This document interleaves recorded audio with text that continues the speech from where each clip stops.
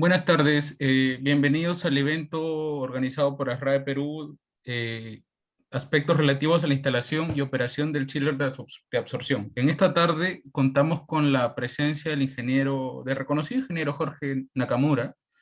Eh, Permítanme unos minutos para leer un poco de su extenso currículum. Él es ingeniero mecánico electricista egresado de la Facultad de Ingeniería Mecánica de la Universidad Nacional de Ingeniería.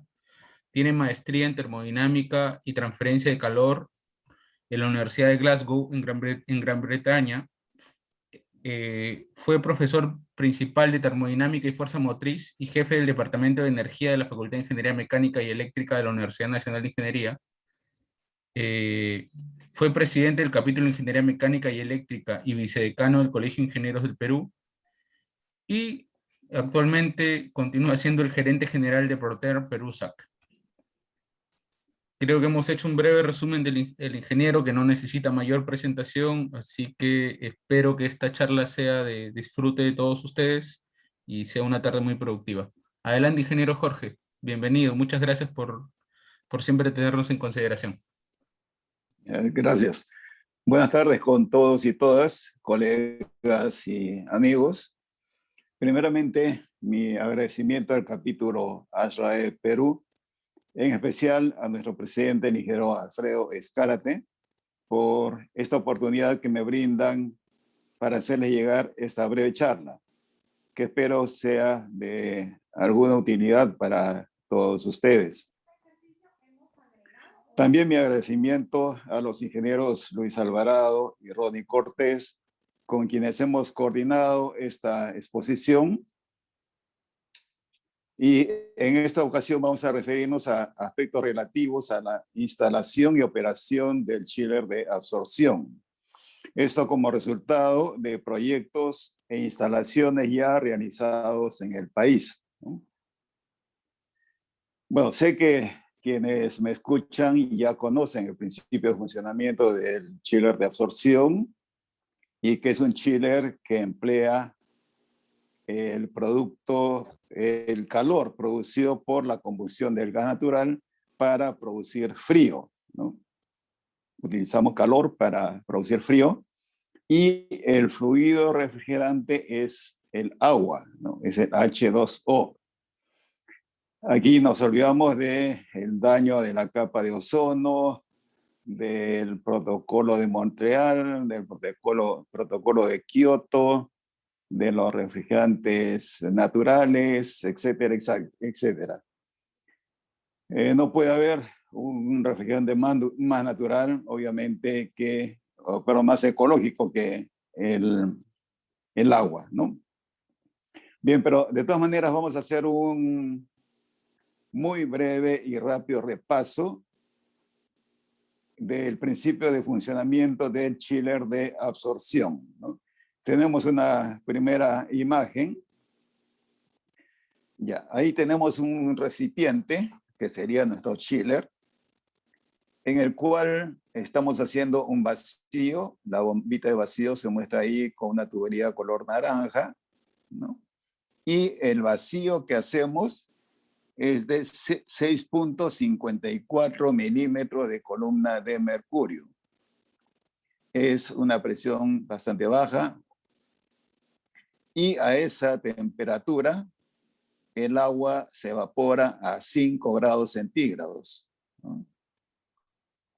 Todos sabemos que un líquido se evapora a cualquier temperatura dependiendo de la presión a la cual está sometido, ¿no? Bien, tenemos ese recipiente ya con el vacío que hemos mencionado. Inyectamos por la parte superior agua, la tubería amarilla, y las gotitas de agua que inyectemos inmediatamente se van a evaporar por la baja presión que tenemos ahí. Al evaporarse el agua, absorbe calor latente de evaporación y con eso aprovechamos para enfriar el agua y obtener el agua helada a los 44 grados Fahrenheit que requerimos en un edificio, ¿no? Bien, pero si Continuamos inyectando agua y el agua se va a ir evaporando. Obviamente la presión en ese recipiente va a tender a incrementarse. De algún modo tenemos que extraer ese vapor de agua, ¿no?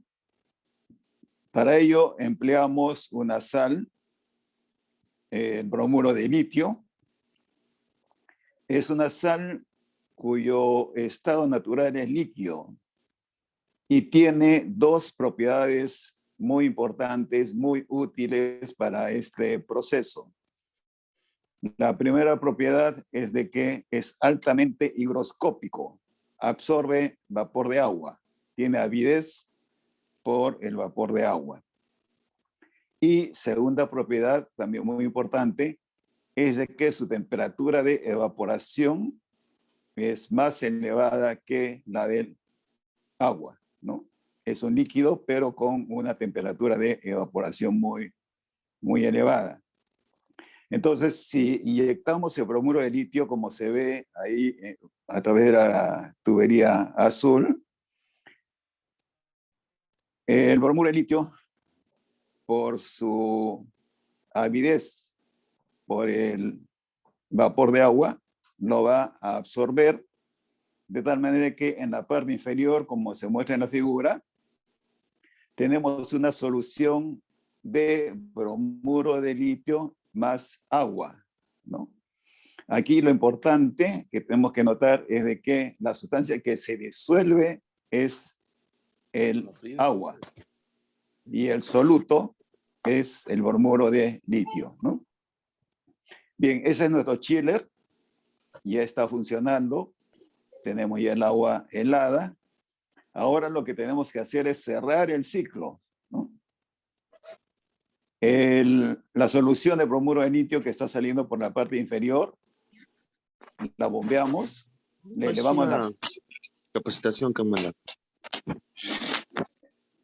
le elevamos la presión.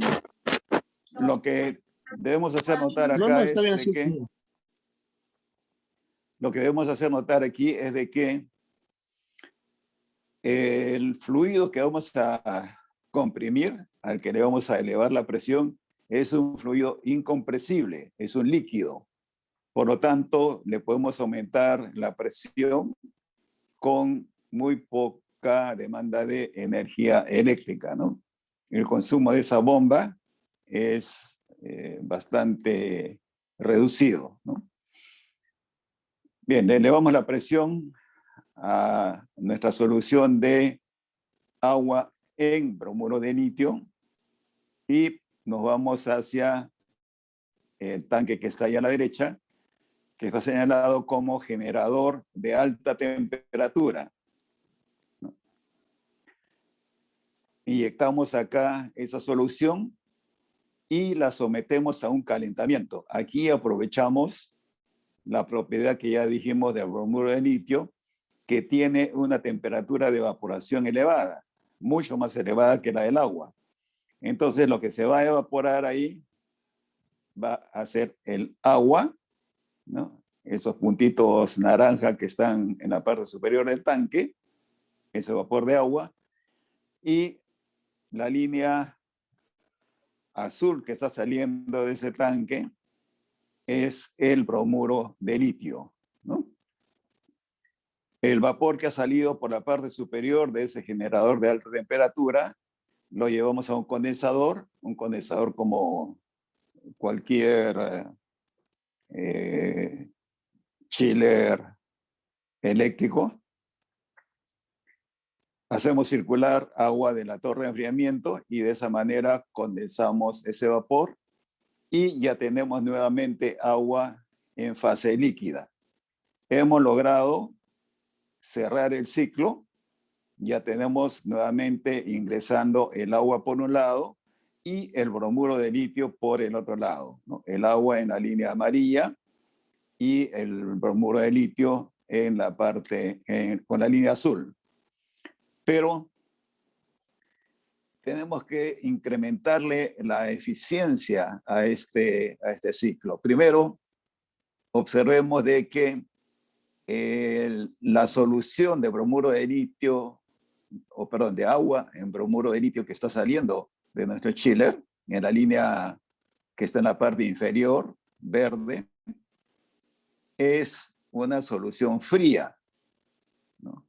Y el bromuro de litio que está saliendo del generador, la línea azul que está arriba, es caliente. Y lo que nos interesa es de que ingrese a nuestro chiller a menor temperatura posible, ¿no? Entonces, lo primero que vamos a hacer es poner ahí un intercambiador de calor de placas, de paso de que precalentamos la solución. Ahí está el intercambiador de calor. Precalentamos la solución de agua en bromuro de litio y a su vez enfriamos la línea azul. Línea azul que la hemos estado llamando bromuro de litio. Pero si nos fijamos ahí en la nota que aparece en la parte superior de la línea azul, dice solución intermedia, ¿no? Es decir, no hemos logrado separar completamente el agua del bromuro de litio, ¿no? Entonces, ese es el paso siguiente, ¿no? Mejorar esa recuperación del bromuro de litio, o más bien separarlo del agua. Para ello, se instala un generador de baja temperatura, que lo vemos ahí en la parte central, en la parte superior central. El vapor que salió del generador de alta temperatura nos sirve para calentar algo más la solución que salió del generador, la línea amarilla que está ingresando a este generador de baja temperatura, ¿no? Calentamos esa solución, tenemos el mismo efecto anterior, se genera vapor, lo condensamos y por la parte inferior de este tanque está saliendo una línea marrón que ya es solución concentrada, ¿no? Entonces hemos mejorado ya la eficiencia de nuestro chiller, ¿no? Tanto en temperatura como en separación del agua del bromuro de litio. Entonces, por la parte color marrón, por la línea marrón, está ingresando ya el agua, y por la línea amarilla por la línea marrón está entrando el bromuro de litio, y por la línea amarilla, al lado izquierdo, está ingresando el agua, ¿no? De esa manera ya hemos cerrado el ciclo y nuestro equipo va a ser más eficiente. Bueno, ese es el principio de funcionamiento del chiller de absorción, que, como dije, le vamos a repasar muy rápidamente, pero lo hemos hecho para tener un punto de partida todos los que estamos en esta reunión, y ahora sí referirnos al tema que nos ocupa en esta reunión, ¿no? Los aspectos relativos a la instalación y la operación de los chillers de absorción, ¿no? Y esto en base a proyectos e instalaciones que ya hemos tenido ocasión de desarrollar y ejecutar en el Perú, en Lima. Bueno, primeramente vamos a referirnos a la operación a cargas parciales de este chiller de absorción, cómo se comporta a cargas parciales. Bueno, pero antes vamos a referirnos al chiller eléctrico con compresor centrífugo. Aquí valga la aclaración de que esta charla no tiene la intención de decir que el chiller de absorción es mejor que el chiller eléctrico, ni mucho menos, ¿no? Cada uno tiene sus cualidades y su propio campo de aplicación, ¿no? En el caso de los chillers centrífugos eléctricos, ya tenemos grandes adelantos, como por ejemplo los chillers centrífugos con cojinetes magnéticos, ¿no? En el que el rotor levita y por lo tanto no requiere de aceite lubricante, ¿no? Ya también se han desarrollado los chillers centrífugos que sin tener cojinetes magnéticos son libres de aceite, ¿no? Sus cojinetes no requieren aceite. Así nos evitamos el tener que hacer el análisis de aceite y su eventual reemplazo, ¿no? También algo importante que hay que tener en cuenta respecto al aceite es de que en todo circuito de refrigeración,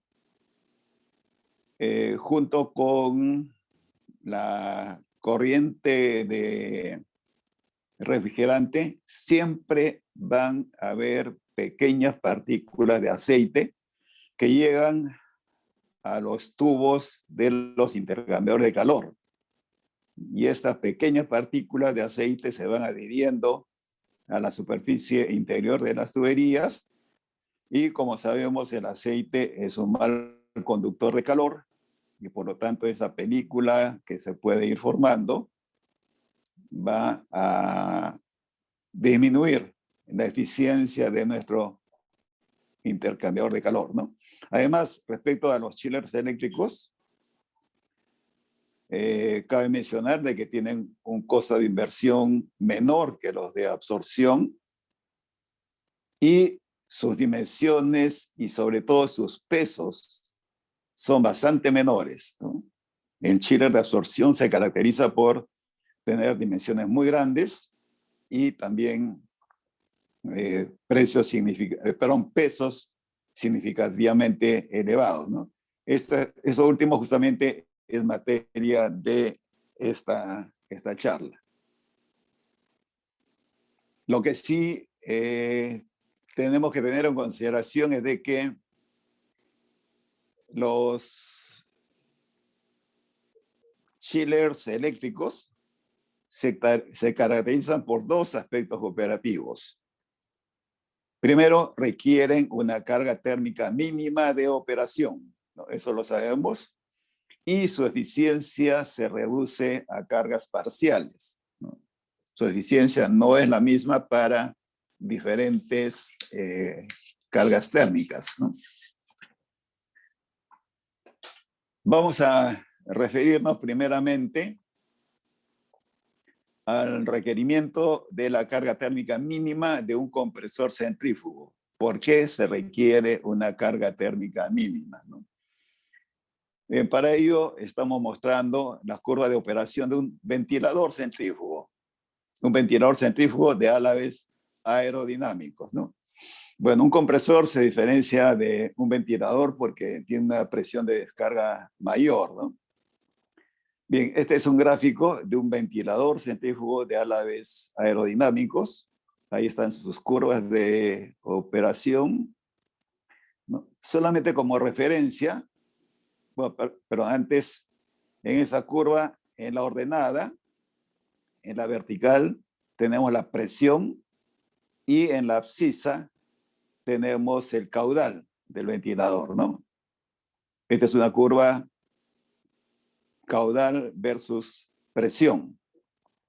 Pero como referencia, hemos trazado ahí una línea horizontal que dice presión de condensación.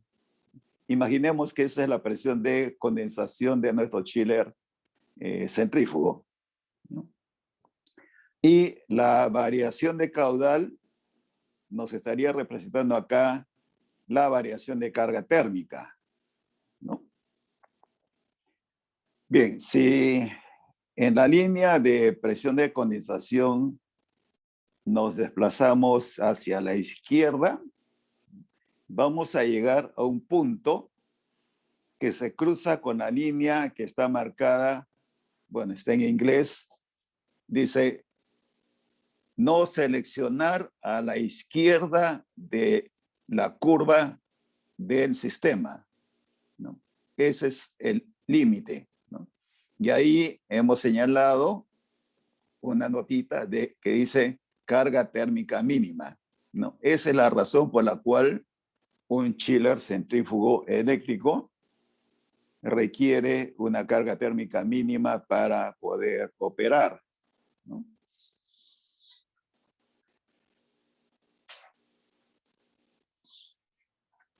Ahora, ¿por qué se da esta limitante? ¿Por qué un chiller centrífugo eléctrico tiene una carga térmica mínima para operar? Esto, bueno, lo saben mejor que yo los que han seguido la carrera de mecánica de fluidos. Esto tiene su explicación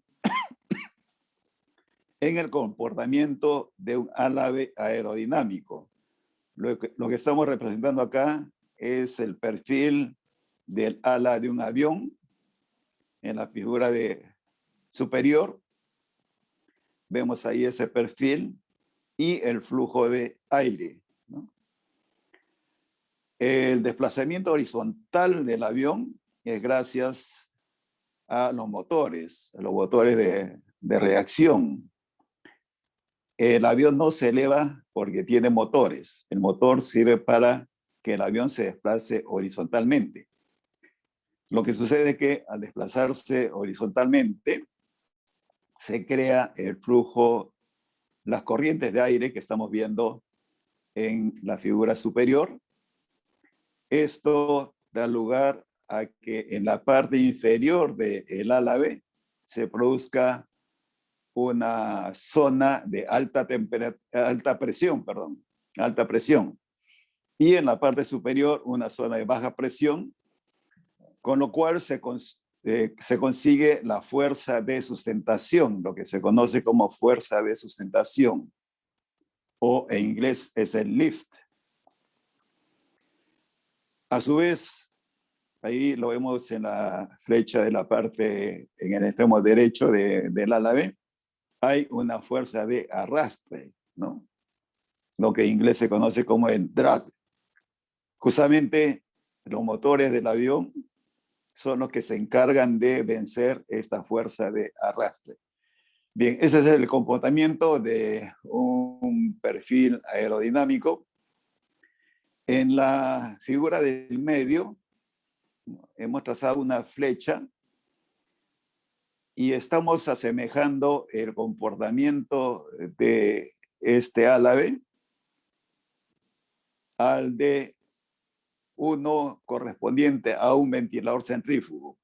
Ese movimiento en la dirección de la flecha sería originado por la rotación de este compresor centrífugo, ¿no? Y eso da lugar a que se produzca el flujo que estamos mostrando ahí, ¿no? Ese es un comportamiento similar, pero inverso, digamos, al del álave del avión. Ahora movemos nosotros el álave. Pero, ¿qué sucede si nos alejamos de los parámetros normales de operación de este álave? Se produce lo que conocemos como el rompimiento de la capa límite, que lo estamos mostrando en la figura de la parte inferior. Rompimiento de la capa límite que se conoce como el fenómeno de Stoll, ¿no? Bien, eso como una breve introducción.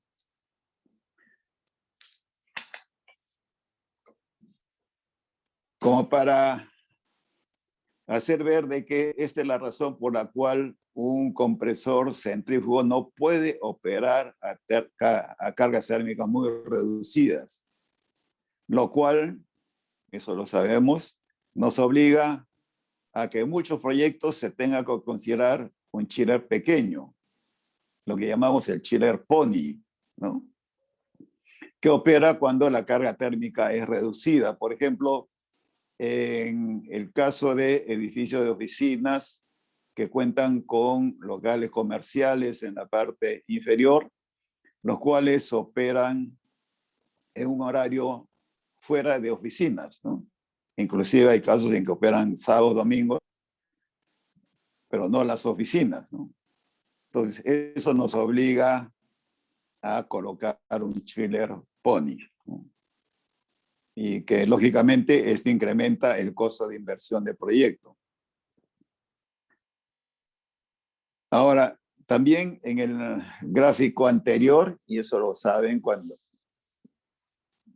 han manejado esta curva, la demanda eléctrica de ese ventilador centrífugo o compresor centrífugo no es lineal respecto al caudal, o sea, no es lineal respecto a la carga térmica, ¿no? Es por eso que la eficiencia de un chiller respecto a la carga térmica no es la misma para las diferentes marcas, ¿no?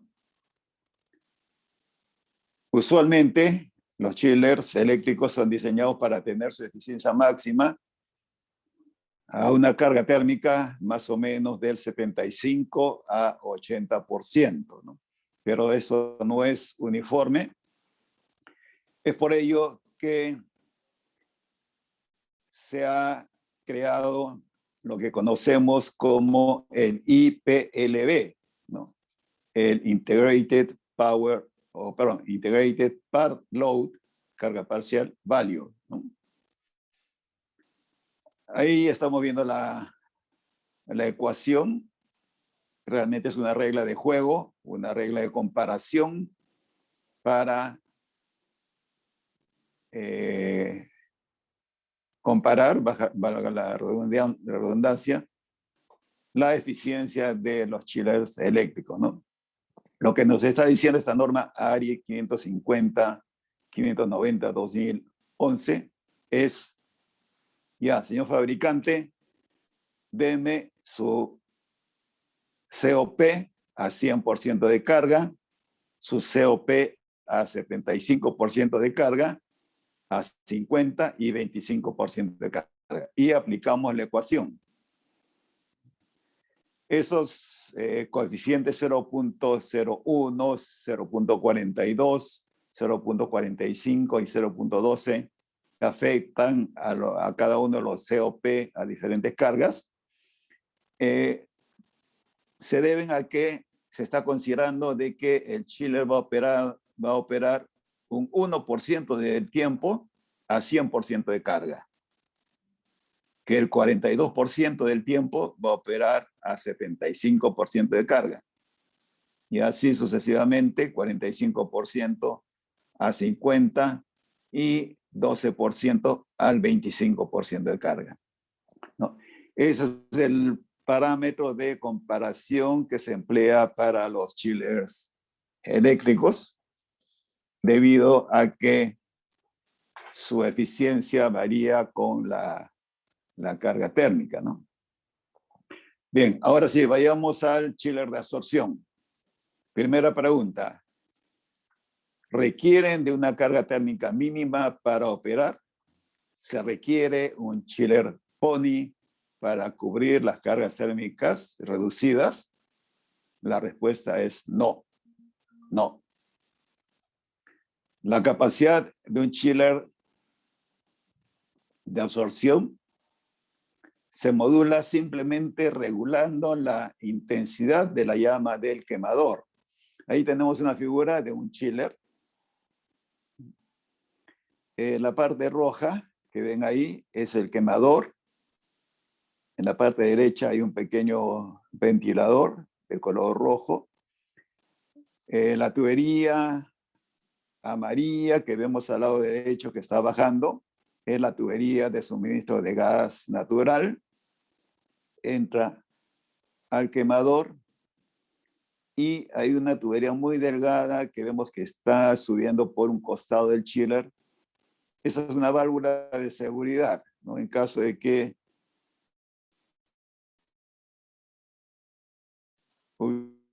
hubiera una gas natural, entonces esa válvula de seguridad se abre y tenemos una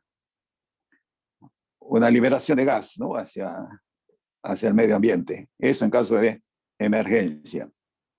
Bueno, pero en lo que estábamos es de que simplemente regulando la llama de ese quemador, regulamos la capacidad de enfriamiento de nuestro chiller de absorción, ¿no? Ahora, la otra pregunta es, ¿el chiller de absorción requiere una carga térmica mínima para operar? La respuesta también en este caso es no, no. Y por lo tanto no se requiere un chiller PONI, ¿no? Pero esto es muy importante y esto ya nos lo hicieron notar en algún proyecto.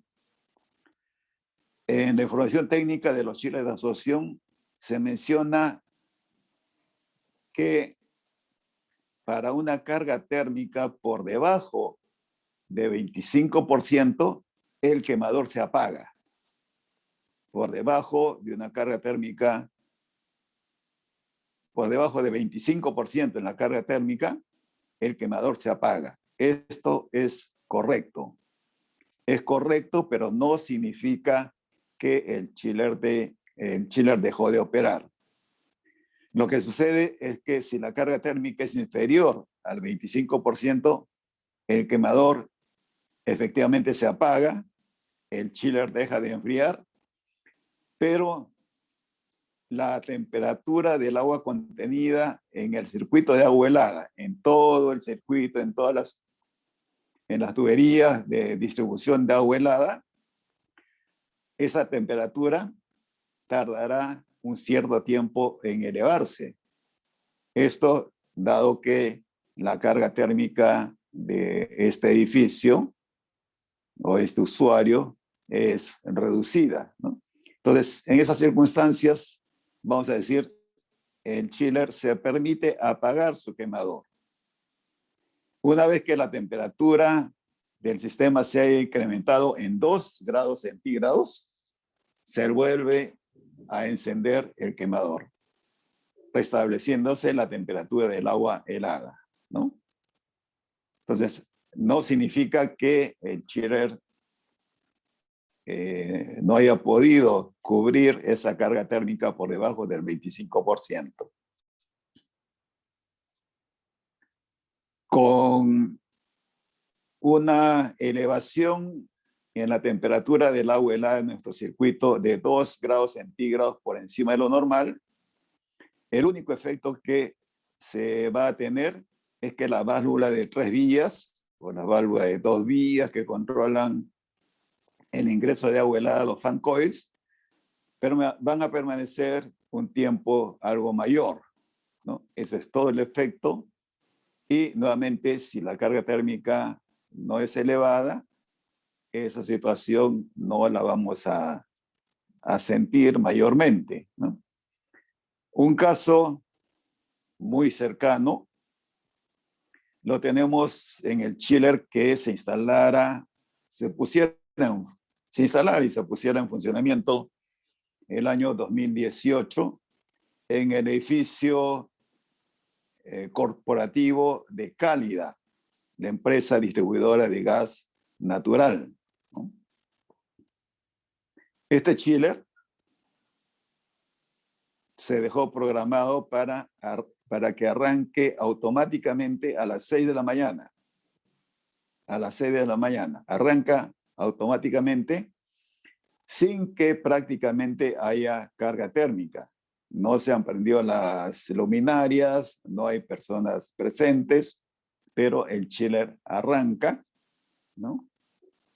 Si se alcanza ya la temperatura en el agua helada de los 44 grados Fahrenheit y el chiller detecta de que la carga térmica es reducida por debajo de 25%, como ya lo explicamos, apaga el quemador y espera a que la temperatura del agua se eleve 2 grados centígrados, ¿no? Entonces, esto que acabo de mencionar está comprobado, ya lo hemos visto en la práctica, ¿no? Bien, ahora vamos a referirnos al coeficiente de performance, ¿no? El COP. El COP es el cociente de la capacidad de enfriamiento del chiller entre su demanda eléctrica, ¿no? Es su eficiencia. Pero ese es un número adimensional. La capacidad de enfriamiento usualmente la medimos en toneladas de refrigeración. Una tonelada son 12.000 BTU/hora, eso lo sabemos, ¿no? Y un kilowatt son 3.412 BTU/hora, ¿no? Entonces, si simplemente hacemos la conversión de las toneladas de refrigeración a kilowatts, y esa cifra la dividimos entre la demanda eléctrica en kilowatts, tenemos el COP adimensional, ¿no? Tenemos ahí un ejemplo de cálculo. Esto lo hemos tomado de un proyecto recientemente desarrollado. Lleva 2 chillers de 600 toneladas de refrigeración, de absorción, chiller de absorción. Las 600 toneladas, como dijimos, las multiplicamos por los 12.000 BTU/hora, nos da 7.2 por 10 a la sexta BTU/hora. Esos BTU/hora los transformamos a kilowatts y tenemos 2.110 kilowatts de enfriamiento, ¿no? Ese es el producto, el resultado, ¿no?, que estamos obteniendo. ¿Qué cosa es lo que hemos consumido? Hemos consumido gas. El consumo de gas de este chiller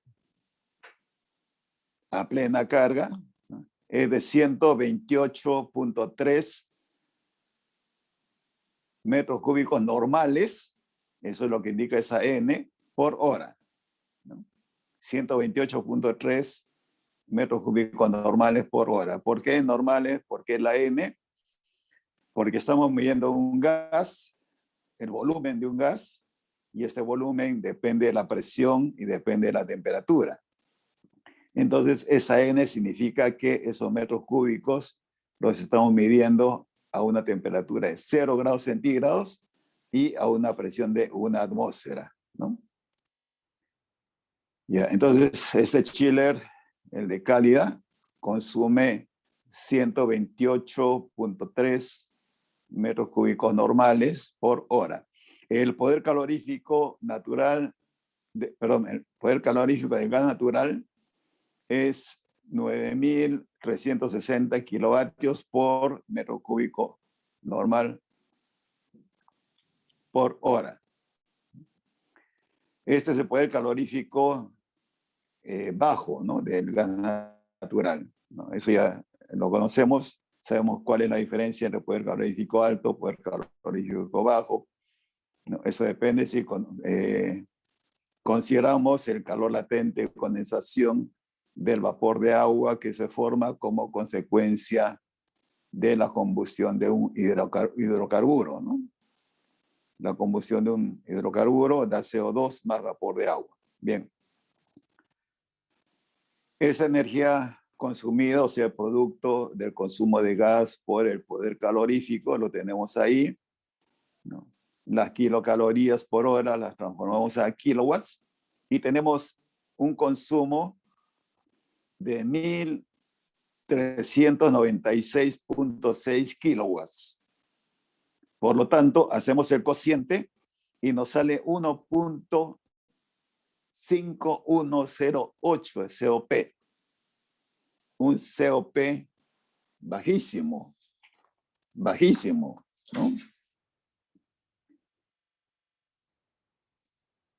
En esa tabla tenemos los datos de un chiller centrífugo eléctrico con cojinetes magnéticos, con igual capacidad de enfriamiento, 600 toneladas de refrigeración. En la parte inferior, no sé si alcanzan a a verlo. Está subrayado con color rojo. Bueno, la capacidad de enfriamiento, 600 toneladas. Y la tercera cifra que aparece ahí es el COP, 6.22. 6.22 de COP. Si lo comparamos con el valor que habíamos calculado para un chiller de igual capacidad, pero de absorción de 1.5102, diríamos que la demanda de energía del chiller de absorción es 400 veces mayor. La demanda de energía de nuestro chiller de absorción es 400 veces mayor que la de un chiller eléctrico, ¿no?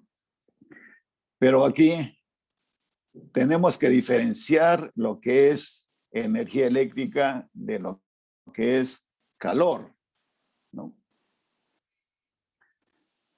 Y recordemos al científico termodinámico francés Nicolas Leonard Sadi Carnot, ¿no? Que en el año 1824 enunció el segundo principio de la termodinámica, ¿no? Eso lo hemos visto en nuestro curso de termodinámica, e ideó el ciclo de Carnot, ¿no? Ciclo que correspondería a la máquina térmica perfecta, es decir, la máxima eficiencia que puede tener una máquina térmica. Y como seguramente recordamos, esta eficiencia es el cociente de la temperatura T1 menos T2 sobre T1, ¿no? Siendo T1 la temperatura máxima del ciclo y T2 la temperatura mínima. Bien, de ese modo apareció el concepto de exergía, ¿no? Es decir, la parte de energía térmica transformable en trabajo, ¿no? Justamente esta es la parte aprovechable del calor, no porque la máquina sea ineficiente, sea mala, sino porque así lo manda la naturaleza. En el calor solamente hay una parte, la exergía, que es transformable en trabajo mecánico. Ahora, adicionalmente, ese trabajo mecánico tiene que transformarse en energía eléctrica, en un generador. Este generador, lógicamente, no tiene una eficiencia de 100% y por lo tanto, en general, un grupo electrógeno transforma más o menos el 34% aproximadamente, ¿no? El 34% de la energía térmica del combustible en energía eléctrica. Bien, este paréntesis lo hemos hecho con la finalidad de ver que los valores de COP del chiller de absorción no son comparables con los del chiller eléctrico. Este último, lo que consume es una energía súper refinada, ¿no? Me refiero al chiller eléctrico, súper refinada. Solamente como un ejercicio, si dividiéramos el COP de 1.5108 era, ¿no?, que habíamos obtenido entre el 0.34, teniendo en cuenta la eficiencia de una planta termoeléctrica, ese cociente nos da 0.44 o posiblemente mayor, ¿no? Entonces, ahí ya tenemos un valor más o menos comparable con el chiller eléctrico.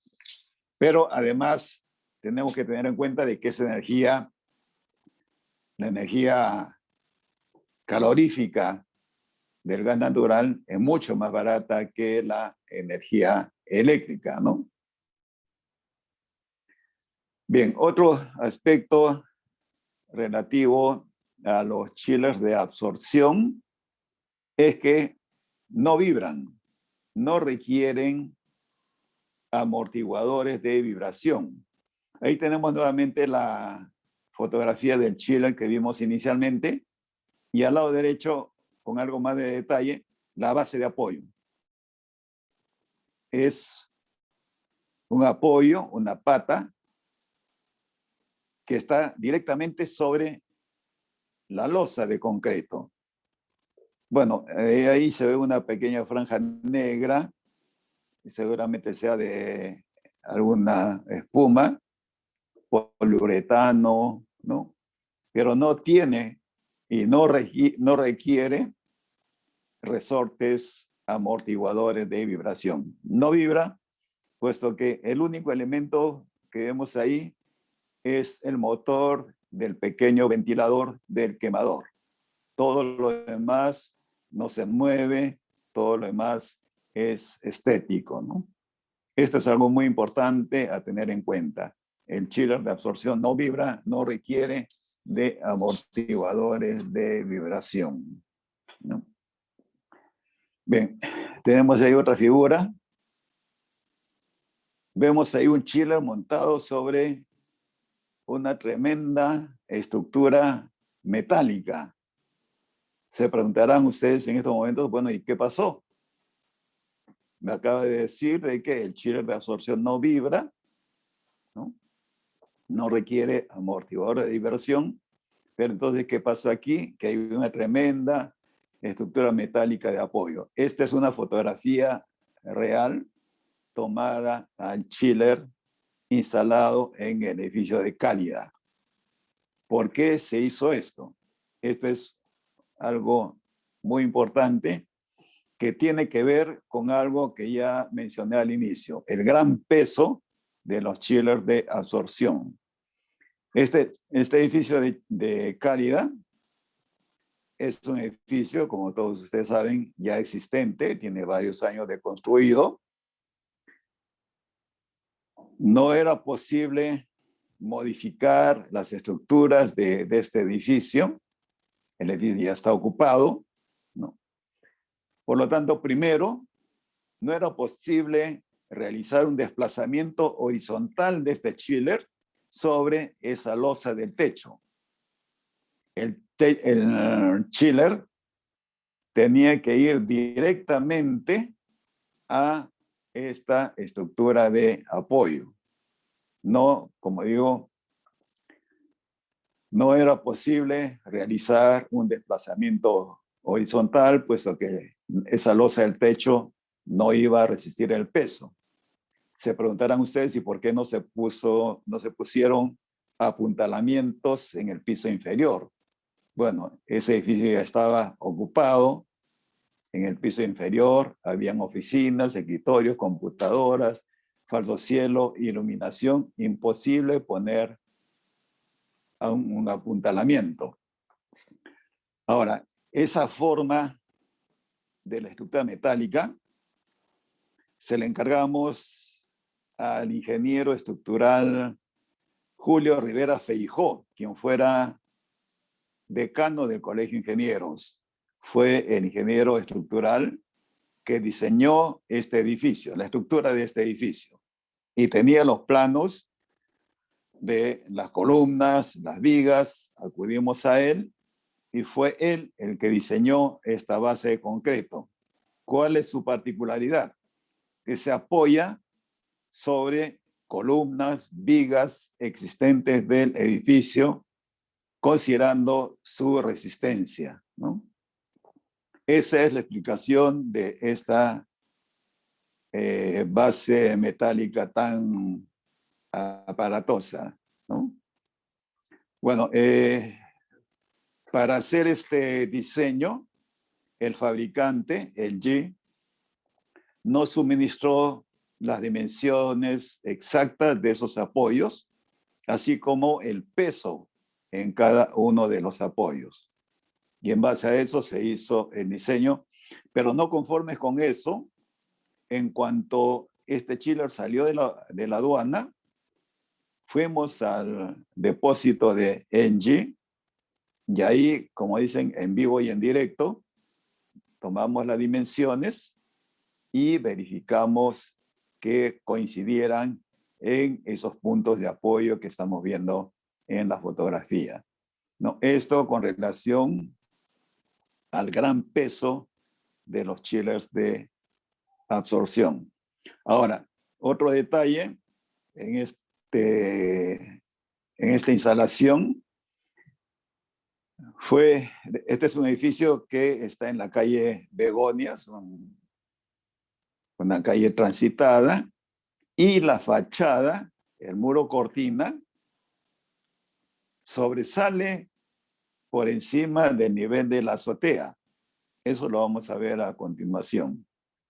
Entonces, número 1, el chiller tenía que depositarse directamente a la base de apoyo. No podía haber desplazamiento horizontal apoyado sobre la losa del techo. Segundo, el cristal que les menciono, la estrechez de la calle.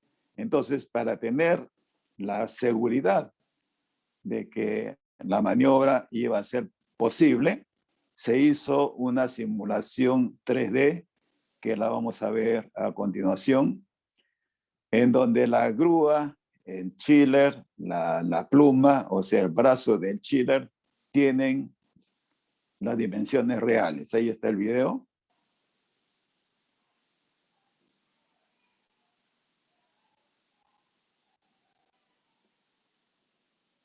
Miren el vidrio, está sobresaliendo, no lo podíamos tocar. Y ya este es el video real de la maniobra que se hizo, ¿no?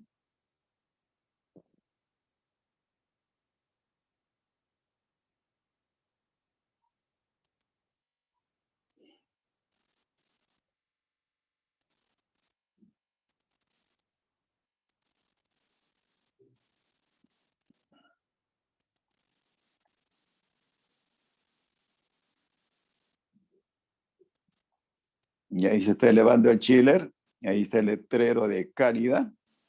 Obviamente esto se hizo en la noche, mayor riesgo todavía. No hemos tocado el cristal que, como vemos ahí, está sobresaliendo por encima de la azotea. No hacemos desplazamiento horizontal. Y el chiller calza exactamente sobre la base estructural que ya lo estaba esperando. Ahí está, ¿no? Bien, ese fue el cuidado que se tuvo para la instalación de este chiller de absorción debido a su peso.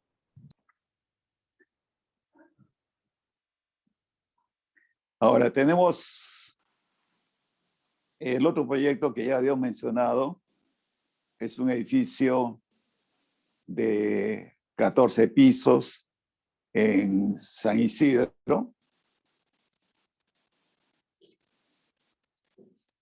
Ya se terminó el proyecto. En este proyecto se vio de que, primeramente, izar este chiller hasta la azotea, por encima del piso 14, es materialmente imposible. Alrededor de ese edificio no hay ninguna zona libre que pudiese albergarlo. La única solución ha sido instalar estos 2 chillers de 600 toneladas de capacidad de enfriamiento en el primer sótano.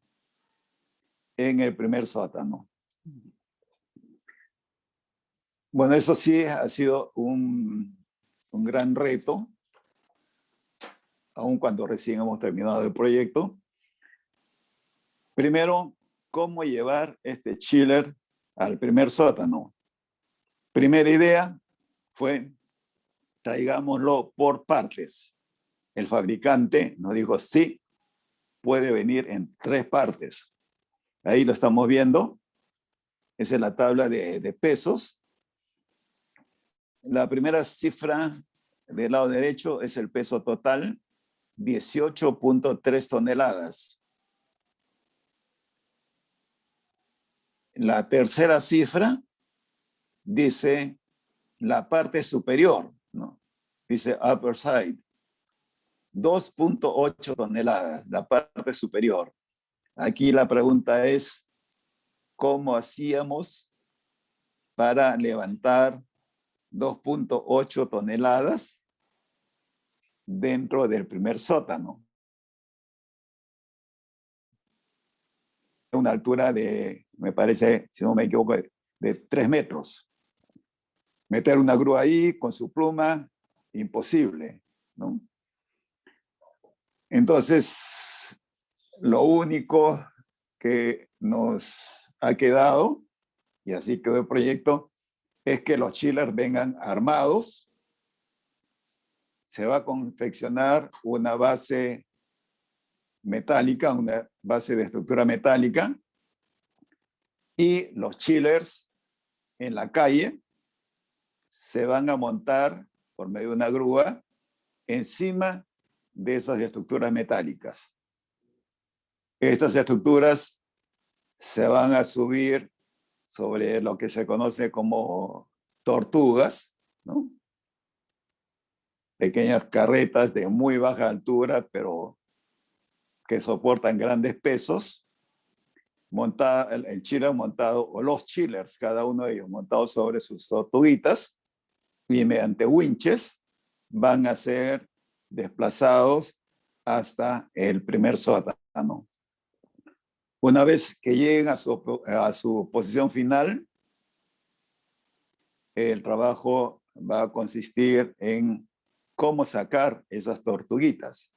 Bueno, para ello se colocarán gatas, se levantará ligeramente la estructura con su chiller encima, se retiran las tortuguitas, bajan las gatas y ya tenemos los chillers en su posición final, ¿no? Pero otro reto que tuvimos en este proyecto es de que, como mencioné, estos chillers van a estar en el primer sótano, con un edificio de 14 pisos encima. En la figura que hemos visto del chiller, vemos de que encima del quemador hay una chimenea, ¿no? Es la chimenea por donde salen los gases producto de la combustión. Es prácticamente un caldero. Lo usual es de que estos chillers de absorción descarguen directamente al exterior, al medio ambiente, ¿no? Como es el caso de, como menciono, de los calderos. Pero aquí tenemos un edificio de 14 pisos encima.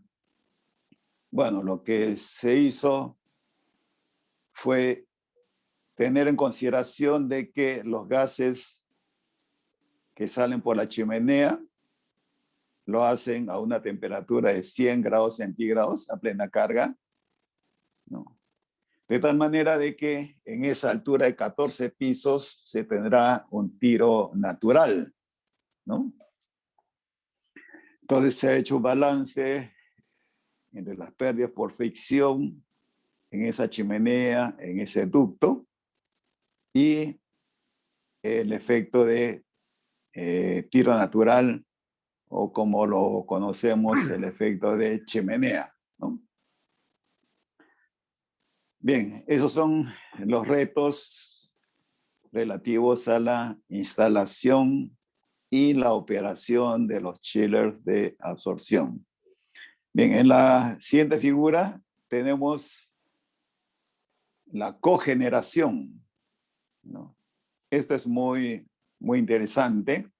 Ya tenemos un chiller de absorción por generación en el centro comercial La Rambla, ¿no?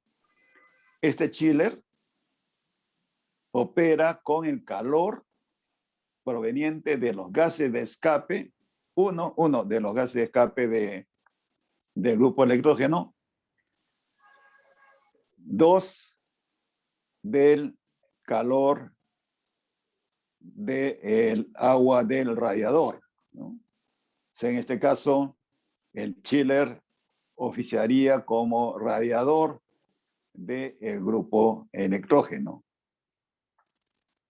Como podemos ver ahí en la figura, ¿no? El grupo electrógeno, del 100% de la energía que le suministra el gas natural, genera un 40% de energía eléctrica y un 60% se pierde. Bueno, este es un generador de muy alta eficiencia. Una parte corresponde a los gases de escape y la otra parte corresponde al agua de refrigeración del grupo electrógeno. Total, ahí tenemos el 60% de la energía del gas natural. Esa es nuestra fuente de energía para mover nuestro chiller de absorción, ¿no? Energía gratis, energía que de otra manera hubiera servido únicamente para el calentamiento global de nuestra atmósfera, y con eso tenemos enfriamiento, y este es un chiller híbrido, ¿no? Es decir, puede ser empleado para enfriamiento como para calefacción. Pero algo muy interesante en esta referencia, que es un chiller de cogeneración instalado en el Hotel Ramada en Pakistán. Fíjense en la parte inferior, ¿no?, de las notas que están al lado izquierdo. Ahí figura el COP. No sé si lo pueden ver. Dice, ahí está. Es 1.2. 1.2. Bajísimo, bajísimo. Un equipo de volumen de refrigerante variable, enfriado por agua, o sea, con torre de enfriamiento, tiene un COP que alcanza más o menos el valor de 5. Aquí estamos con 1.2, ¿no? Bueno, cualquiera que ve esta cifra dice, bueno, es un sistema totalmente ineficiente. Bueno, pero es que la energía es gratis. Es la energía que de otra manera estuviésemos descargando al medio ambiente, ¿no? Esa es la gran ventaja de este chiller de absorción. Ahora, lo que sí hay que tener mucho cuidado es en el balanceo de la generación eléctrica con la producción de agua helada. Esos dos valores no necesariamente van a ser coincidentes, ¿no? En invierno, por ejemplo, vamos a tener menos carga térmica, pero posiblemente la demanda eléctrica sea la misma que en verano. O a las diferentes horas del día podríamos tener variaciones de la carga térmica, mas no así en la demanda eléctrica. Entonces, esto requiere un sistema de control muy, muy sofisticado para hacer ese balanceo, ¿no? Bien, la siguiente es, bueno, aquí tenemos el mapa mundi con los sitios de referencia en el mundo de chillers instalados por LG, ¿no? En la nota de arriba dice 13.000 chillers de absorción en operación a lo largo alrededor del mundo. No son 13.000 toneladas, son 13.000 chillers de absorción, ¿no? Bueno, si nos vamos al Perú, no sé si alcanzan a leerlo, dice 710 toneladas de refrigeración. Bueno, son las 340 toneladas del chiller de calidad, que ya lo hemos explicado, más el chiller de cogeneración de la Rambla, ¿no? En Sudamérica, si vemos Brasil, tiene actualmente 50.000 toneladas de refrigeración. 50.000 contra nuestras 710 toneladas, ¿no? Justamente las fotografías que hemos estado mostrando del chiller corresponde a instalaciones en Sao Paulo, en Brasil, ¿no? Bueno, también hay chillers de absorción en Venezuela. Venezuela tiene 1.520 toneladas de refrigeración.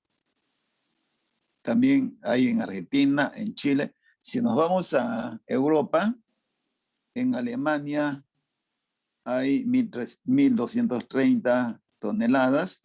China tiene 33.790 toneladas de refrigeración. Algo que llama la atención en este gráfico es Taiwán. Ahí está en la parte superior, casi al centro. Taiwán, como sabemos, es una pequeña isla, ¿no? Pero altamente industrializada, que tiene 40.885 toneladas de refrigeración. Nuevamente, comparado con nuestras 710 toneladas, es bastante, ¿no? Bien, para terminar, porque ya creo que el tiempo nos está ganando, quisiera dedicarle algo de tiempo a este gráfico, que es muy, muy interesante. Es sumamente interesante. Es una fotografía de Seúl, ¿no? Ahí se ve el Estadio Olímpico de Seúl. Eso a muchos nos debe traer recuerdos de las Olimpiadas de Seúl, en el que Perú salió subcampeón olímpico en vóley, ¿no? Eso todos lo recordamos. Bueno, quisiera dedicarle un poquito de tiempo y con eso vamos a terminar. Es posible, ¿no? Ya, ahí en líneas punteadas dice Digital Media City, el sitio de medios digitales, ¿no? Esto debe ser algo similar al Silicon Valley de California, ¿no? Y ahí en la literatura dice de que ahí hay 40 edificios altos, ¿no? Y si en Corea del Sur nos dicen edificios altos, realmente son altos, ¿no? Son 40 edificios. Nos señalan ahí una planta de chiller. ¿Lo ubican todos? Es interesantísimo este gráfico, ¿eh? Una planta de chiller que lleva agua helada a través de una tubería de distribución. Dice 3 kilómetros, raya 10 kilómetros. Entiendo de que son 3 kilómetros para llegar a esta ciudad y en total 10 kilómetros, incluyendo las tuberías de distribución dentro de esta pequeña ciudad, ¿no? Esto es lo que se conoce como el district cooling, ¿no? En Europa, como sabemos, existen los district heatings, ¿no? Que venden, como quien vende gas natural aquí en el Perú, agua caliente, ¿no? En este caso, lo que están suministrando a través de tuberías de 10 kilómetros en total, agua helada a cada uno de los edificios. Pero aquí hay otro detalle interesante, ¿no? Por eso les decía que es una fotografía interesantísima. Ahí dice la planta de chiller. Y al lado izquierdo dice incinerador. Incinerador. ¿Qué es ese incinerador? Abajo, donde está la literatura, dice sistema de chiller, ¿no? Un chiller de absorción operado a vapor. ¿De dónde viene ese vapor? Viene del incinerador. En ese incinerador están quemando desperdicios, se produce vapor y esa es la fuente de calor para los chillers de absorción. Y con eso están generando 1.500 toneladas de refrigeración. 1.500 toneladas de refrigeración.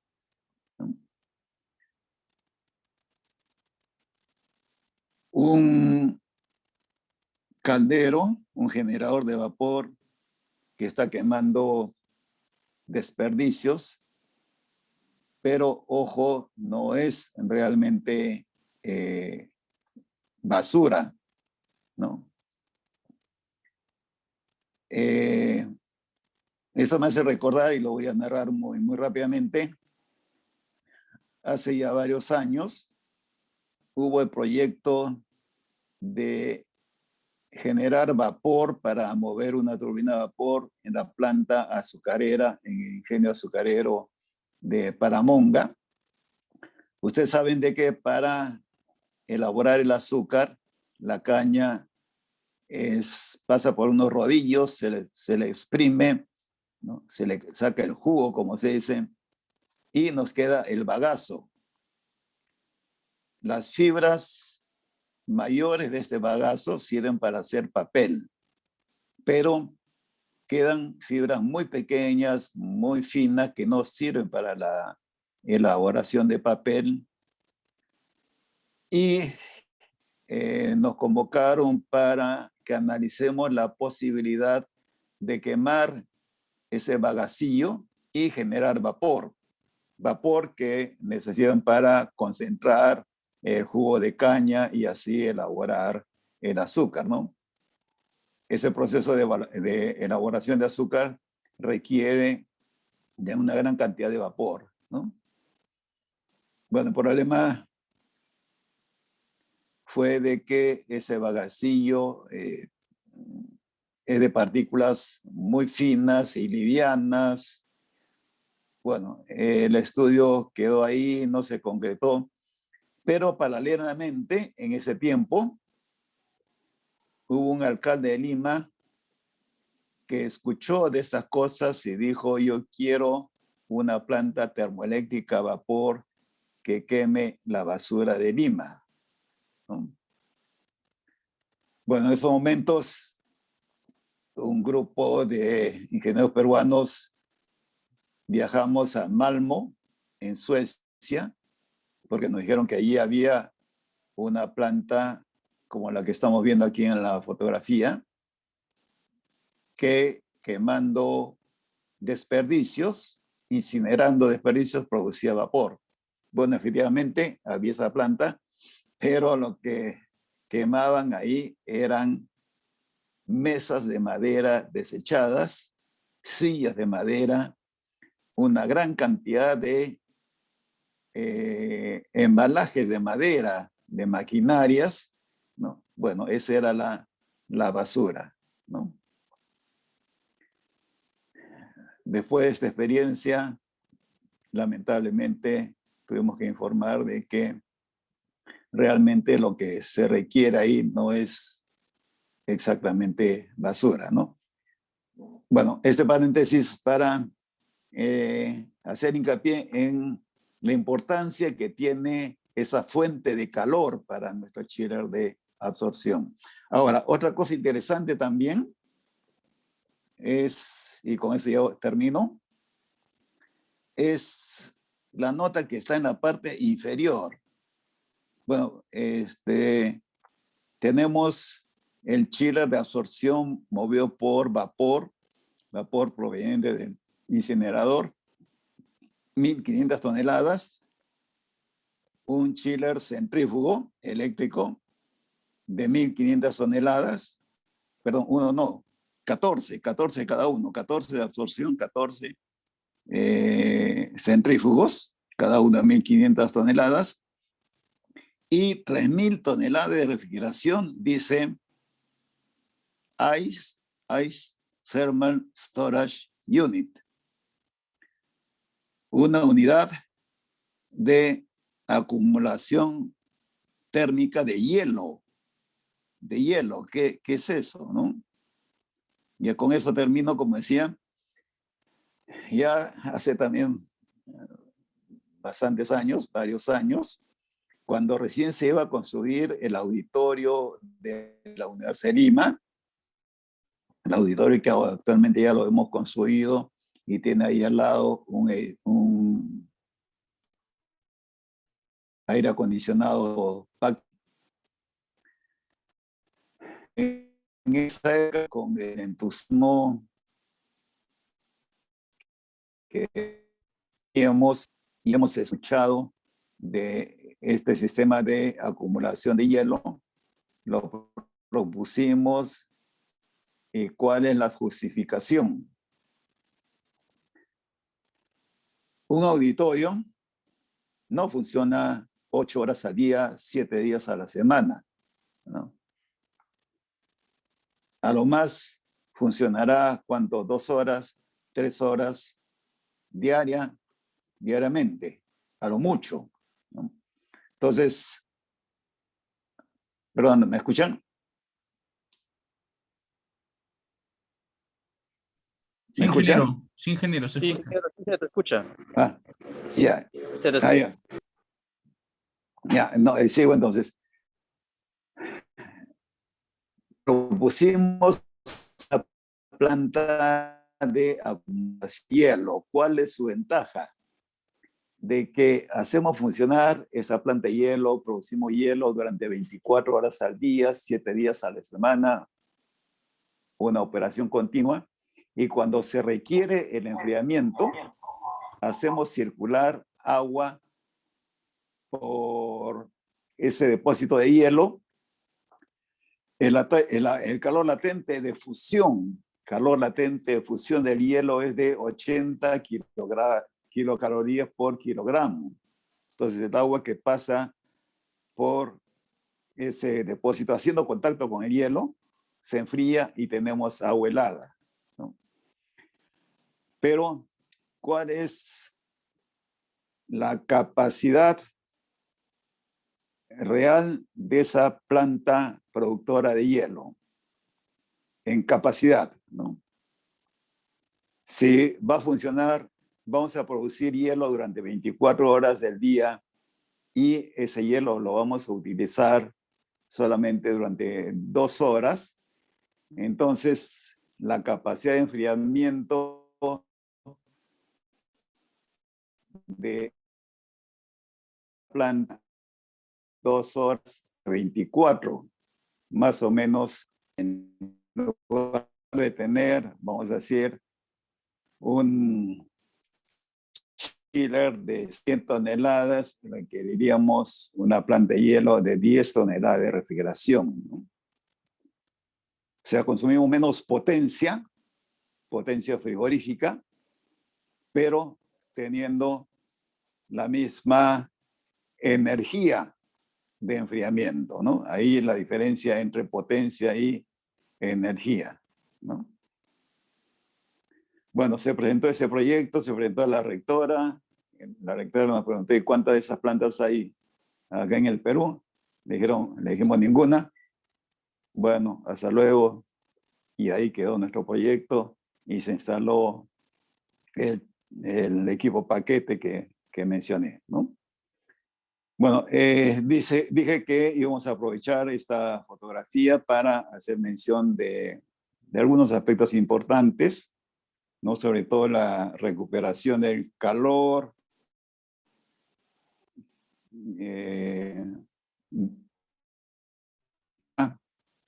el grupo electrógeno, que de otra manera se perdería en el medio ambiente.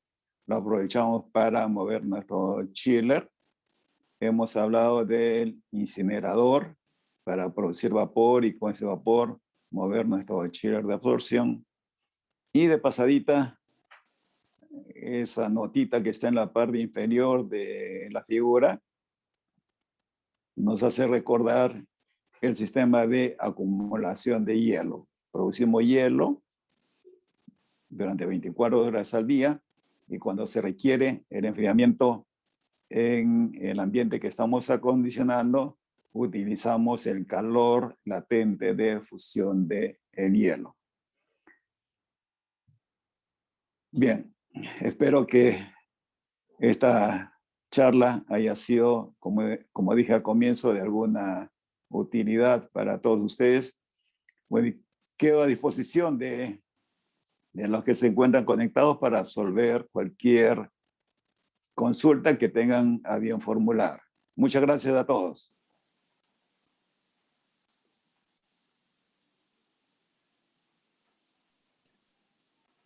Muchas gracias, ingeniero.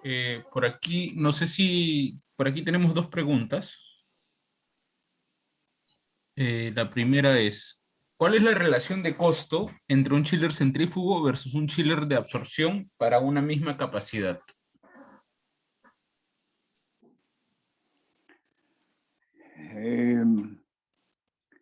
Eso no lo tengo en esos momentos a la mano, lo puedo hacer llegar y también tengo una comparación económica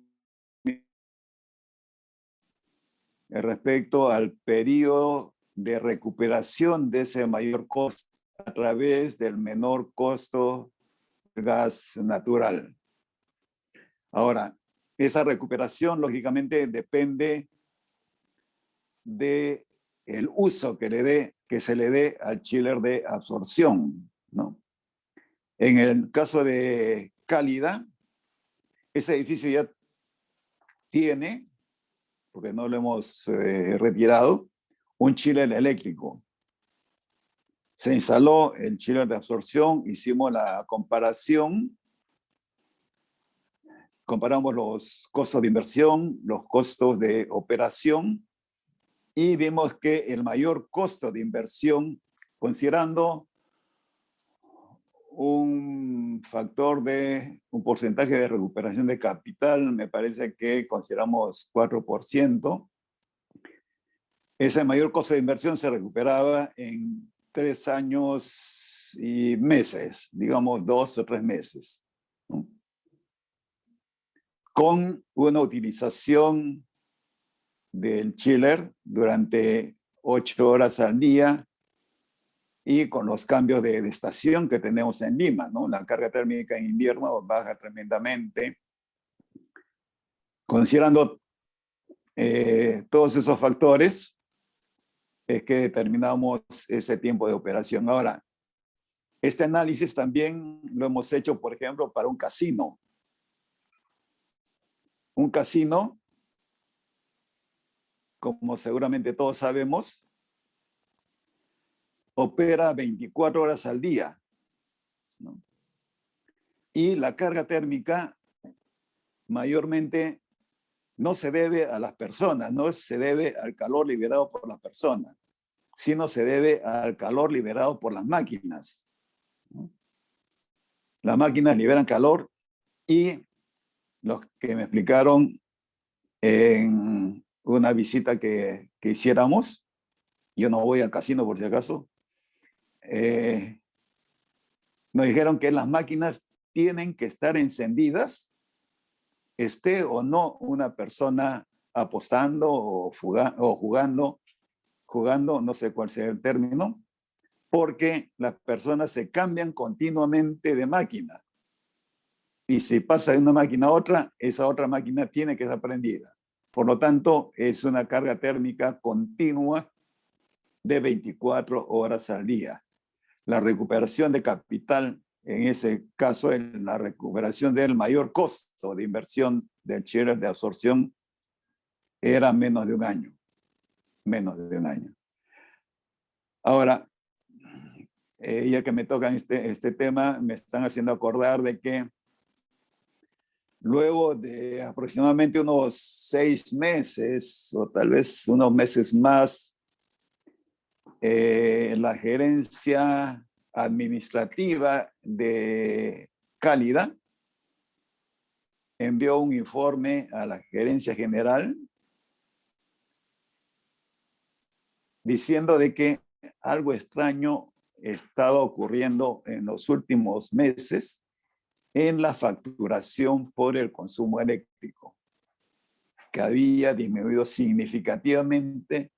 Y bueno, los señores de la parte administrativa no conocían la causa y por esa razón emitieron este informe, ¿no? Esa es la gran diferencia que hay entre un chiller de absorción y un chiller eléctrico. Y la respuesta a la pregunta que no he formulado es de que todo depende de la utilización. Si tiene una utilización intensa, como en el caso de un casino, la recuperación es en menos de un año. Y después, en los años que siguen, ya es ahorro, ¿no? No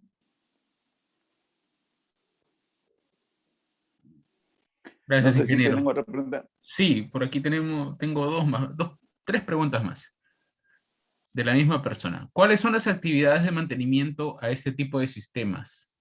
¿Cada qué tiempo se dan las recargas de bromuro de litio? Y las dos últimas que van relacionadas, ¿se puede hacer absorción para refrigeración de cámaras a menos 15 grados centígrados? De ser así, ¿alguna experiencia que comentar? Ya. Bueno, comienzo por la última.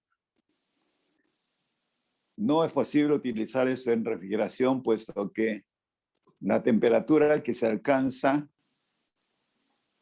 mediante la evaporación del agua, como vimos, es de 5 grados centígrados, ¿no?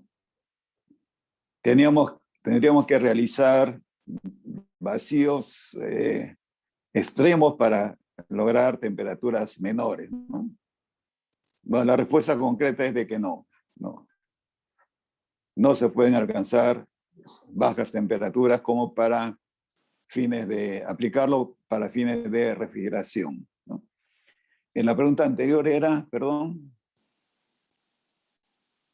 La pregunta anterior hacía referencia a cuáles eran las actividades de mantenimiento Ah, a este tipo de ya, sí, sistemas y cada qué tiempo se dan las recargas de bromuro de litio. ya.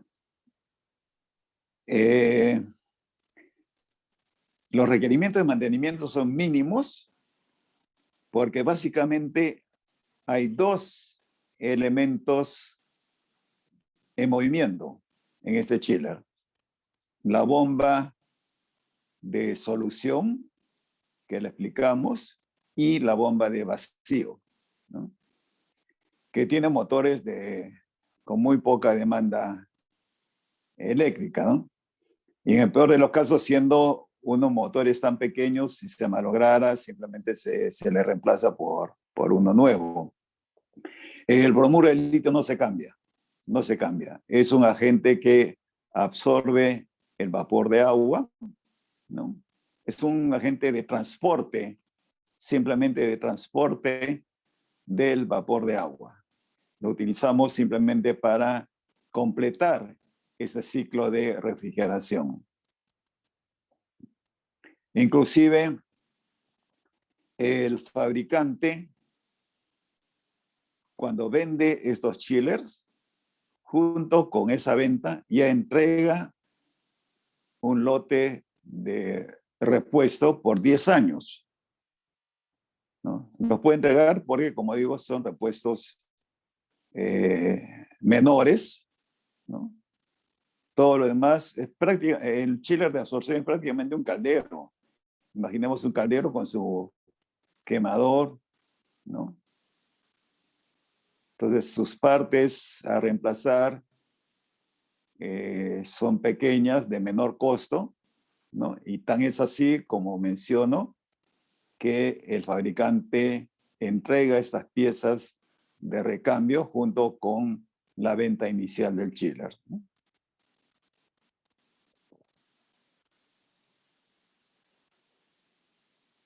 Por aquí llegó otra pregunta. ¿Desde qué capacidades es conveniente un chiller de absorción?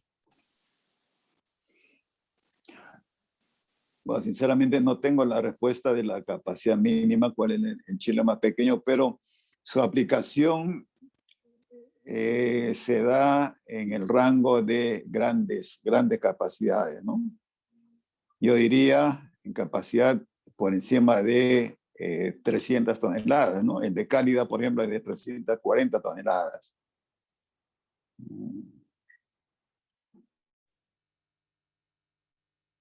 Toda la infraestructura que se requiere por el peso, el tamaño, bueno, nos obliga a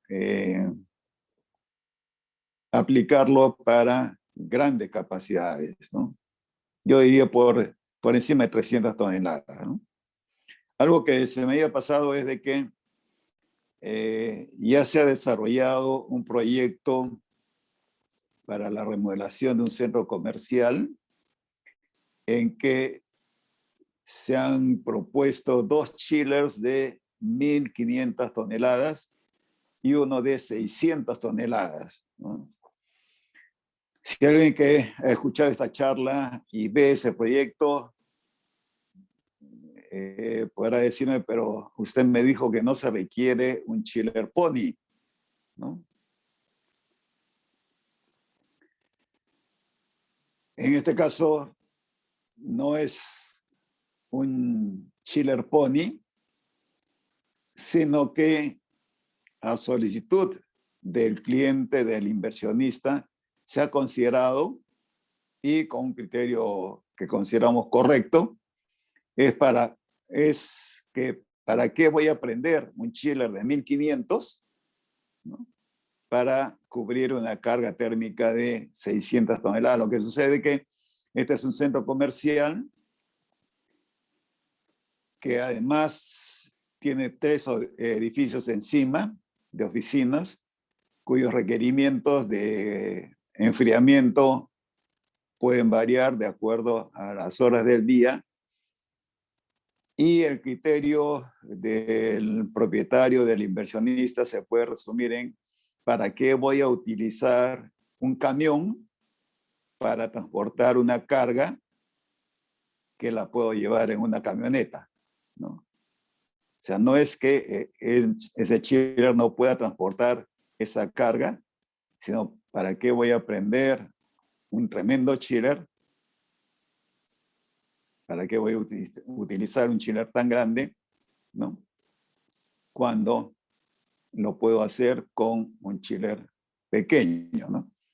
Perdón, me parece que el ingeniero Luis Concha me ha ayudado con la respuesta del chiller más pequeño de absorción, ¿no?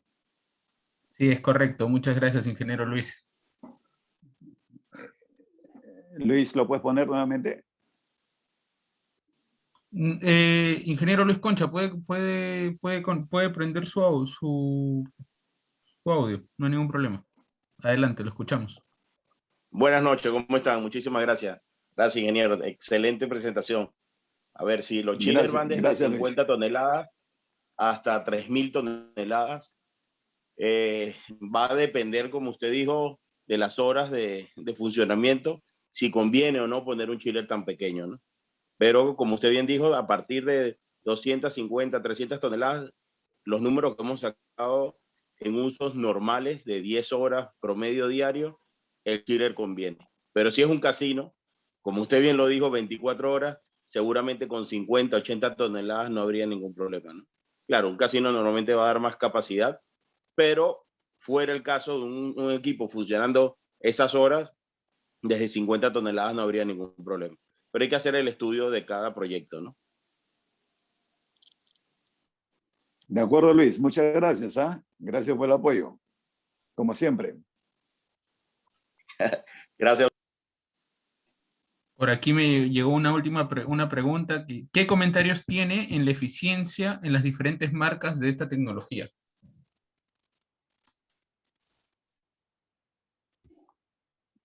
Luis, ¿me puedes ayudar?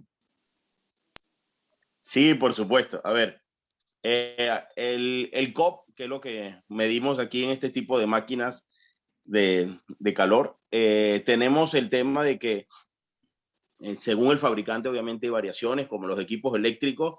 Lo que hemos visto es que va a variar según las capacidades, pero principalmente la marca por la cual represento en este momento, que es LG, tiene el COP más alto, los principales, vamos a decir, los mejores COP dentro de las capacidades de 250 toneladas hasta 1.500 toneladas principalmente. Por debajo de eso, el COP es muy parecido entre todas las marcas. La diferencia es mínima, sinceramente, no es que es una gran diferencia entre una y otra, pero sí es poca la diferencia. Pero respondiendo a la pregunta, bueno, LG tiene de las más altas. Hay otra marca china, que ahorita no recuerdo el nombre, que es la que más se acerca a las eficiencias que tenemos nosotros, ¿no? Ya, muchas gracias, Luis. No se preocupe. Si alguien tiene alguna consulta más, puede encender el audio y hacerla, no hay ningún problema. Si no, queríamos agradecer la participación de todos. Eh, Creo que por ahí vi el ingeniero Ernesto Sanguinetti, varios socios de ASRAE Perú, personas conocidas del medio, varios estudiantes de ASRAE Perú. También está por ahí el chair de actividades del capítulo, que es el ingeniero Alexis Leguía. Está Ronnie Cortés, que es chair de promoción de la membresía, y está de la mesa directiva está Alfredo Escárate, que es el presidente actual de ASRAE Perú. No sé si quieren tomar la palabra. Adelante. Bueno, yo soy Ernesto Sanguinetti y por mi parte nada más quería felicitarlo a Jorge Nakamura por tan brillante exposición. Ha sido muy claro todo y es importante volver a repetir siempre los principios, ¿no? Una forma tan sencilla como se explica como un caldero, después se entiende mucho mejor cuando es un chiller aparentemente complicado. Felicitaciones, Jorge. Así que Gracias, Ernesto. para adelante, muy bien. Gracias.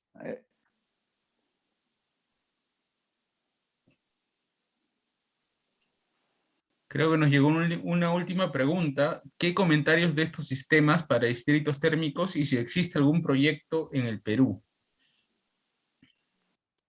Perdón, no entendí bien, no escuché bien.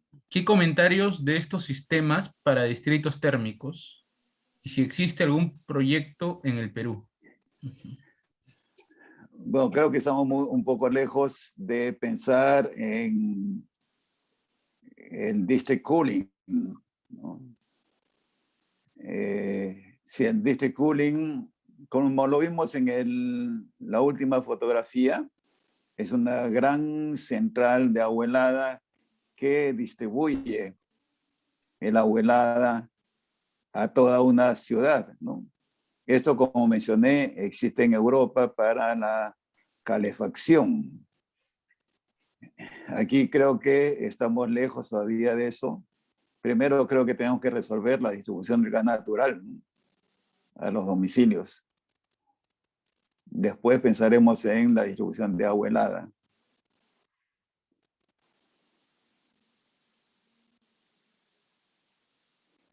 Hay un comentario de que sí existen en Colombia. No tenía conocimiento, disculpen.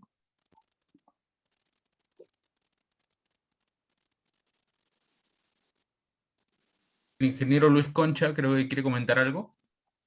Sí, a ver, como trabajo en District Cooling, el chiller de absorción es básicamente lo ideal, puesto que tienes horas continuas de operación y es donde en Asia más se usa.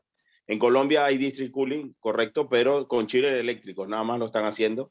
De hecho, estamos involucrados en varios proyectos de esos, pero se está haciendo solo con chiller eléctrico porque, lo acaba de decir Mr. Nakamura, tenemos inconvenientes en la región con distribución de gas, ¿no? Si no hay línea de gas, no importa cuánta tecnología tengamos, no podemos aplicarla en este tipo de tecnología por lo menos, ¿no? Cambio de electricidad sí tenemos en mayor extensión en toda Latinoamérica, pero sí funcionan en District Cooling.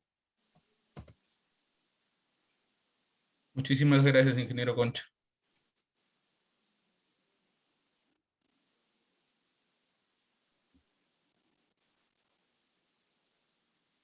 En el centro escriben Alex Contreras, en el centro comercial la Rambla de San Borja se ha instalado un grupo electrógeno con cogeneración con sistema de absorción, aprovechando el calor de gases, como aporte al comentario de Luis. Muchas gracias, Alex Contreras. Sí, justamente lo habíamos mencionado en la charla, ¿no? Y en el mapa mundi está el chiller de calidad y también este chiller de absorción de la Rambla.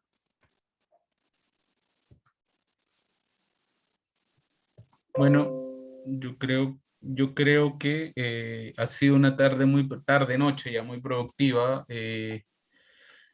Llevamos casi, ¿cuánto tiempo? Casi 2 horas de reunión. Muchísimas gracias a los asistentes. No sé si Alfredo Escárate está habilitado por ahí. Buenas noches, ¿me escuchan?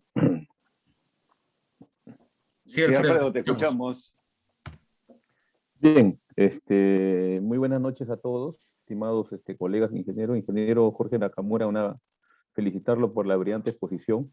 La verdad que estas charlas técnicas son muy importantes para todos los ingenieros, los colegas, estudiantes, ¿no? Toda persona que se interese en este campo maravilloso, ¿no? De la refrigeración, el aire acondicionado, ¿no? Agradecer a todos los ingenieros, colegas que han asistido a este gran evento, y a nombre pues del capítulo peruano SRAE, a nombre de la mesa directiva, les agradecemos, ¿no? Por su tiempo, ¿no? Ese tiempo valioso que nos han acompañado, y seguiremos ya dando más charlas también ya. Próximamente también anunciar que el 10 de noviembre estamos cumpliendo un año de fundación del capítulo peruano, ¿no? Y justo estamos preparando ya un programa ya para hacer unas charlas, unas ponencias, así que a los ingenieros pues de gran trayectoria ya vamos a estar tocando las puertas para que se apunten también, para que sean pues los expositores en este gran evento, ¿no? Un año vamos a cumplir, imagínense, ¿no? Qué rápido pasa el tiempo, ¿no? Y muchísimas gracias a todos. Entonces doy por clausurado esta charla interesante, y síganos pues en las redes sociales. Tenemos también el canal de YouTube, ahí se encuentran pues ya las charlas que se han dado, y todas las charlas que vienen van a estar colgadas en el canal de YouTube. Y bueno, vamos a estar siempre en comunicación. Muchas gracias a todos ustedes, por favor.